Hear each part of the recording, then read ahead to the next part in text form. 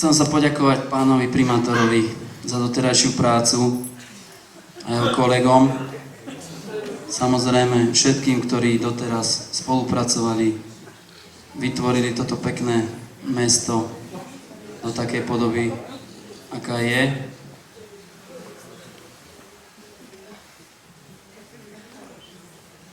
Nové zloženie, nový primátor a nové zloženie bude pokračovať ďalej.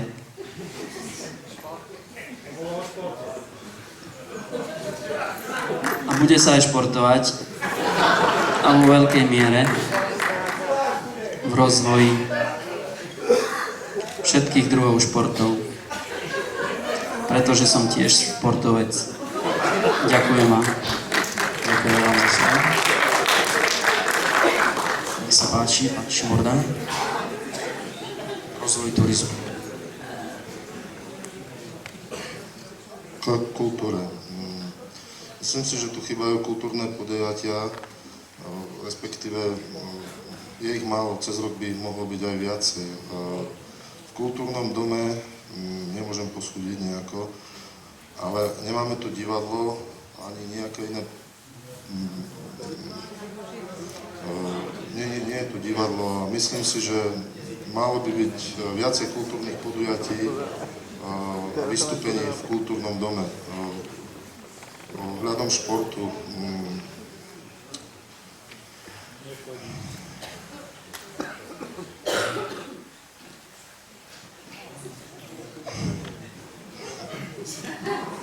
Skúste aspoň pár slovami. Voľný čas.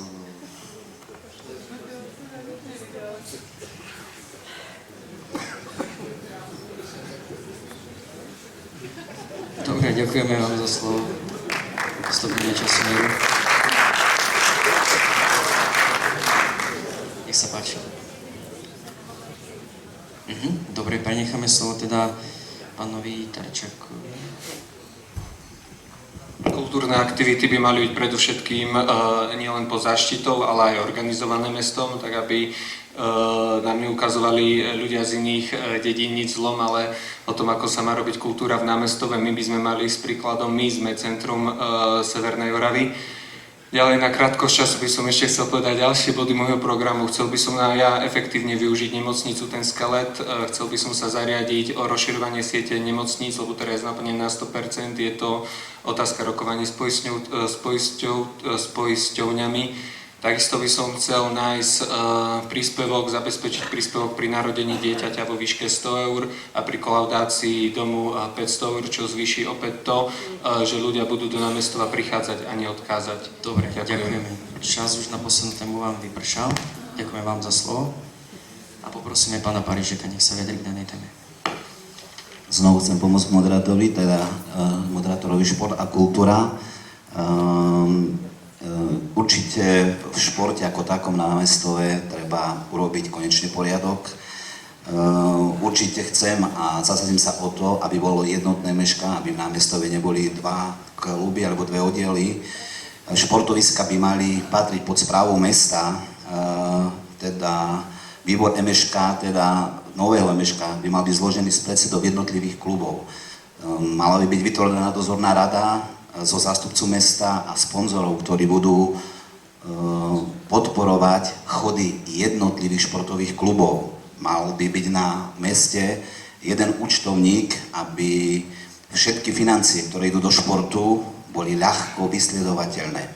Je nevyhnutnosť výstavby všešportovej haly, ak teda hovoríme o rozvoji mesta navonok, keďže nemáme taký priestor, nemôžeme tu organizovať veľké koncerty, kultúrne podujatia, športové podujatia európskeho formátu a viem o čom hovorím, lebo trošku som sa v športe pohyboval. Môžeme tu dotiahnuť kvalifikáciu majstrovstiev Európy, volejbale, hádzané, futsal. Jednoducho záujem o tento región určite je, len treba vytvoriť podmienky. Čo sa týka kultúry, určite mojou prioritou bude áno, aj Šarišanci. Určite áno. Budem organizovať podujatia s deťmi Mikulásku na dielku. Pred rokom som organizoval sám Mikuláša po všetkých základných školách. Takže už vypísal čas. No už bohužiaľ, v rámci udržania transparentnosti každý má stanovený čas, ako ho využije, to už je na jeho vlastnom rozhodnutí. Ďakujeme teda, mohli by sme prejsť k poslednej téme vzťah mesto-občania. Pán Feja, ostáva vám ešte posledná minúta, ktorú môžete využiť k tejto téme, alebo kľudne sa môžete vrátiť ešte k predošlým témam, ak vás niečo napadlo, čo by ste chceli povedať. Pozrite, povedané bolo všetko, čo na transparentoch. Toto, čo tu rozprávajú kolegovia, tak to už bolo dávno povedané a nechápem, prečo to tu rozprávajú, ale dobre, to je ich vec. Vážne, treba zabudnúť na všetky nedorozumenia, ktoré boli a odteraz sa začína nová éra námestova. Prichádzajú noví ľudia, mladší, dúfam, verím, a ktorí tu rozprúdia krv.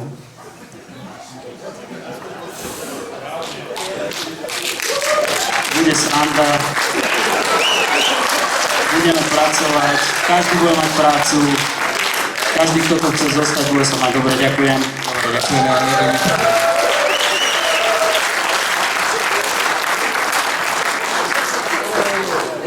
Nech sa páči, pán Šimurda, máte 2 minúty, kľudne môžete rozprávať k téme, po prípade sa Vrátim sa vrátiť. späť k tej kultúre. Ja si pamätám, keď som bol mladší, respektíve tínedžer, bývali diskotéky v meste pre tínedžerov, pre mládež. Momentálne myslím, pokiaľ viem, niečo také neexistuje. Býval Silvester, kde sa námestovo a občania námestova stretávali. Minimálne 10 rokov niečo také neexistuje.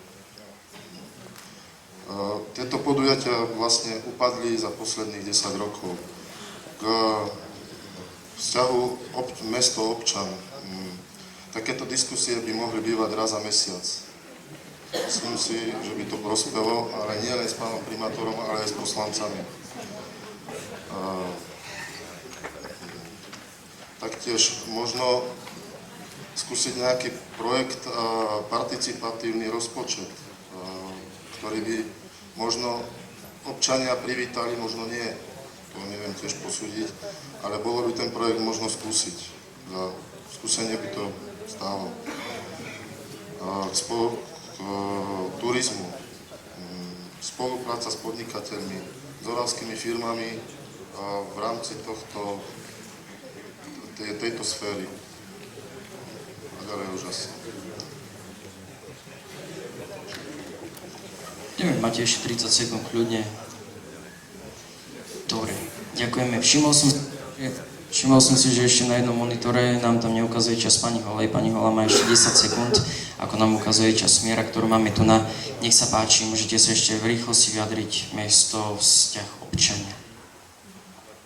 Takže pre krátkosť času už k tomu nebudem hovoriť. Chcela som ešte niečo povedať k tým integrovaným zdravotným centrám, ale možno, že bude na to priestor, že padne nejaká otázka aj z pléna, že vás to bude zaujímať. Viem vám o tom povedať oveľa viacej.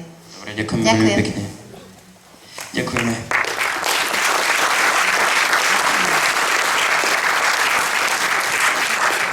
Vážení kandidáti, máme v podstate uzavreté 2 kola.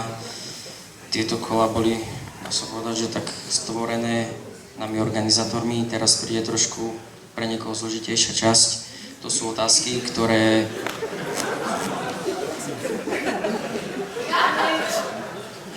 To sú otázky, ktoré nám boli zaslané prostredníctvom internetu. Či zabudol som na niekoho? Tak, boli nám zaslané 4 otázky. Sú to otázky, ku ktorým sa môžu v stručnosti vyjadriť všetci kandidáti. Časovo to nie je obmedzené. By sme vás žiadali, aby to bolo stručné, jasné a výstižné. Môžeme zmeniť poradie?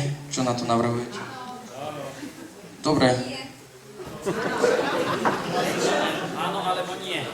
Dobre, kvôli transparentnosti, bohužiaľ, niektorí kandidáti nie sú za to, tak aby sme udržali tú štruktúru.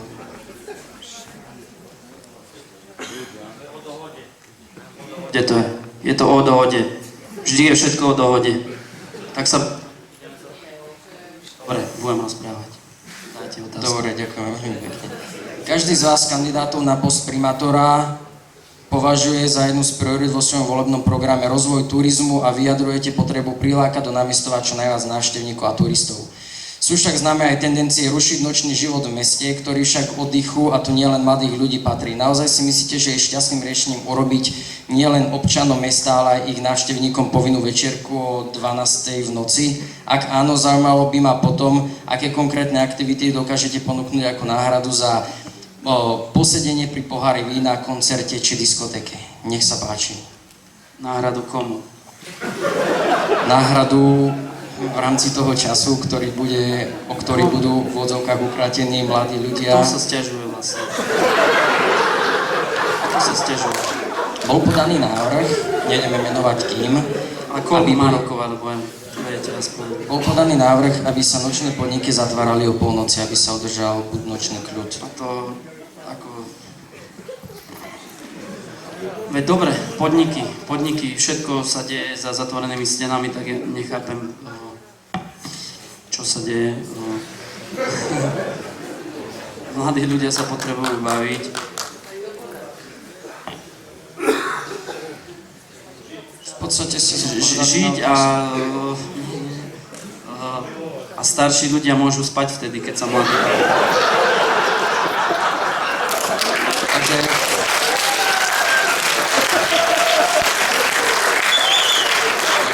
Tí starší ľudia vychovávajú svojich mladých detí.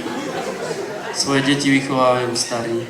dobre, ďakujeme. Takže ak by sme to mohli zhrnúť, ste proti tomu, aby podniky boli zrušené, aby podniky mohli fungovať aj po polnoci, aby nebola nastavená tá hranica, že polnoc a všetko Ja nie som proti ničomu, ja som za to, aby sa žilo. Aby sme žili. Aby sme spali, keď chceme, aby sme sa mali kde zabaviť, keď chceme, a aby bol dosiahnutý konsenzus medzi všetkými zúčastnenými. To znamená medzi celým námestovom.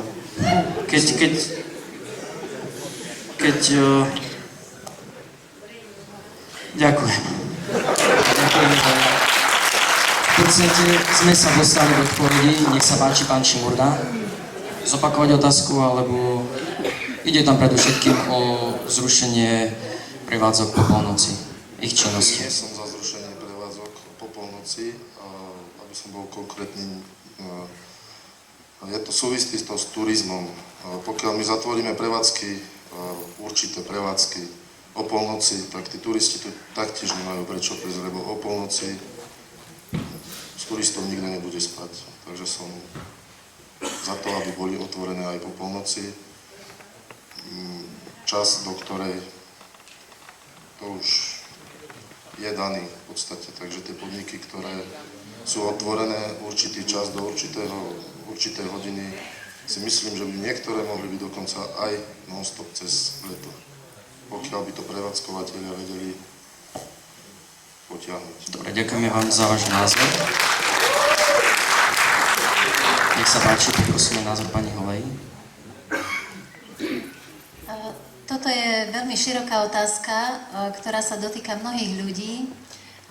Na jednej strane sú tu napríklad mladí ľudia, ktorí sa radi zabávajú a treba im to dopriať. Na druhej strane sú tu starší ľudia, ktorí potrebujú svoj pokoj a ktorí sú nespokojní s tým, ak im o 3. alebo 4. v noci niekto huláka pod oknami, prevracia smetné koše, alebo ktorí trebárs ráno v sobotu idú do kostola a musia prekračovať kadečo, čo ostane po ľuďoch, ktorí v noci išli z týchto podnikov a bolo im zle od žalúdka.